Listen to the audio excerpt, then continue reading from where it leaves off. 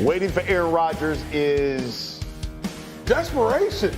Like Nick said the first out, I mean, clearly the Steelers are in wait mode right now for Aaron Rodgers because, quite honestly, what is out there for the Steelers besides Aaron Rodgers? And clearly Aaron Rodgers, there are not many suitors for Aaron Rodgers in this market right now, especially when you have the NFL draft coming up. So I think both of these participants are in desperation mode because we know that clearly the Steelers haven't won a playoff game since 2016, and Aaron Rodgers wants to try to finish his career on the high note. All right, Kevin, Travis Hunter.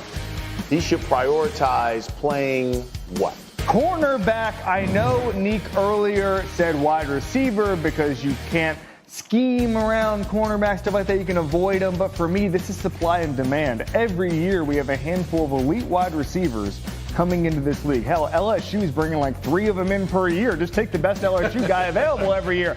But with cornerback, there's just not those elite guys. I would prioritize that and build a package on offense. Nick, best fit for Shedeur Sanders is blank. Pittsburgh. I think that D. Wood said earlier in the show, like sliding in the draft isn't always bad. The situation matters a lot, and I think that's one of the better situations that does not have a quarterback.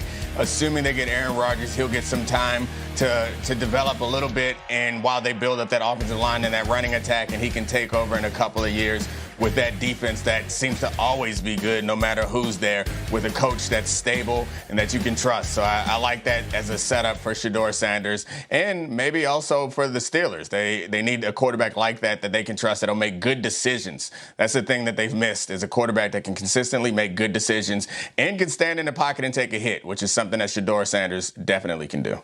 Let's live here for just a moment, because for most of the time we've heard about Shedeur going as one of the first 3 picks. If we're talking about the Steelers, then that means that's the 21st pick. That means he's had to slide here. First of all, is that a good fit for Shedeur Sanders, talking about going to Pittsburgh? It's a very good fit. And for me, the best scouting advice you can hear is from Bill Belichick. Tell me what a guy can do, not what he can't do. He said that one day about Damian Woody a couple of decades ago. Tell me what he can do. But what we know Shedeur can do is he can throw an accurate pass. He's really good under pressure. And those things are going to translate to the NFL almost immediately. This is a win-now roster. I would sign a veteran. I would sign an Aaron Rodgers type and give Shedeur a year in the system to learn the NFL game. The Big 12 to the NFL is a big jump. But what Shedeur told me a couple weeks ago was he'd rather go to the best fit than go number 1 overall. We don't hear that a lot from a quarterback, but guess what? I believe him. This could be a very good fit. I still like the Raiders as far as Geno being a bridge quarterback. I think that could be a better home for him, but I would love this Pittsburgh situation. Oh, do you think sliding would be good for his career, Dave? Absolutely, because you tend to see the better franchise, the more stable franchises in the back half of the first round. I mean, we cited a couple of examples when Kansas City went up to get Patrick Mahomes. When Baltimore Ravens traded up in the first round to get Lamar Jackson, you just clearly see, though, when you have those type of franchises, that stable head coach, ownership, those guys are able to put their best foot forward as far as establishing their career. Nick, how do you explain then the Shedeur slide if there is going to be one on draft day? Yeah, I know a lot of people want to point to the fact that it's his confidence or cockiness or something about his personality that's scaring off teams. I don't think that's it at all. I think that's just completely fabricated. No one in the NFL is afraid of people who are cocky. Everyone, except for the number 1 overall pick, believes they should be drafted higher. And so I think Shedeur is the only difference between him and other players is maybe he's more outspoken about it. I think the slide is probably more a result of the measurables and the I guess, traits that he has. Like, he doesn't have a super strong arm, and we're focusing a lot on his completion percentage, when that, I think, is not a trait as much as it's like a reflection of a number of things. And one of those things is that he throws a lot of short passes. Not that he's not capable of attacking down the field, but a lot of his completion percentage is made up of like RPOs and screens. So I think it's hard for NFL front offices to wrap their mind around selecting a guy who doesn't have the most obvious traits, particularly when you look at the quarterbacks that they're matching up against. Most of them, like Lamar, Patrick, Jordan Love, Josh Allen, like those guys have jump off the screen traits of his arm strength or athleticism. Something like that jumps off the screen for you. And Shedeur, despite being the son of one of the best athletes of all time, he doesn't really have those type of traits. People talked about the cocky, talked about the confidence. When you take a listen here to what Swagoo had to say about Shedeur and his mindset here on Get Up yesterday. Every quarterback in the NFL is cocky. Every one of them is arrogant. Every one of them think that they the best thing since sliced bread. So all of this conversation that I've been listening to about Shedeur and what comes with him, it comes with all of them that are good, that play at a very high level. So this being some kind of knock and wearing jewelry and talking like he talks and operating like he operates, all of that stuff is who these guys are. So let's please stop using that against Shedeur like he's an anomaly in thinking that he got all it takes to be really good at the quarterback position.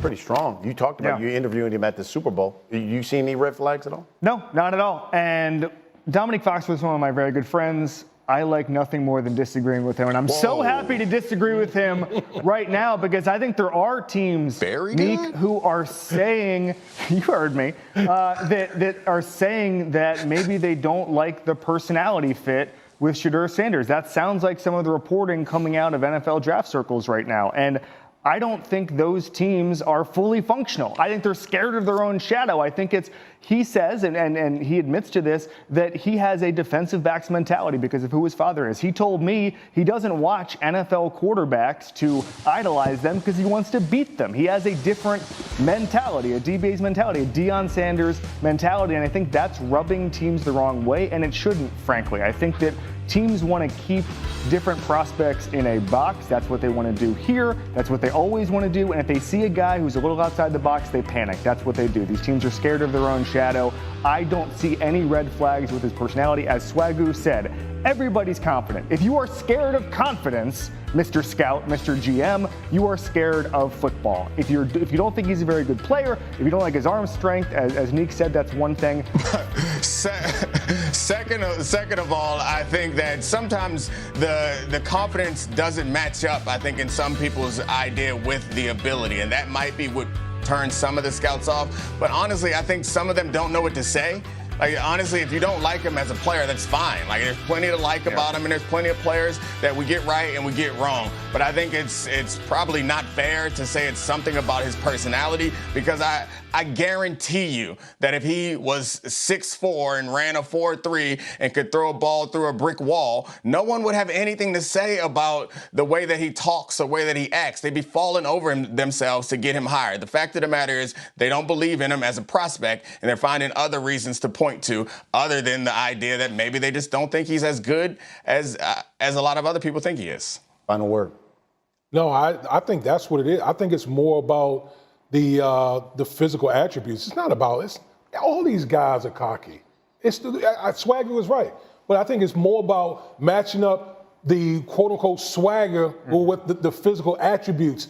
If scouts don't feel like they match up per se, that's why you're hearing all these whispers about Shedeur Sanders. We'll see what happens for them Dallas Cowboys. Is who's going to fall on the floor from the ring cam for them, because it feels like I want to know if the window is closed. There's been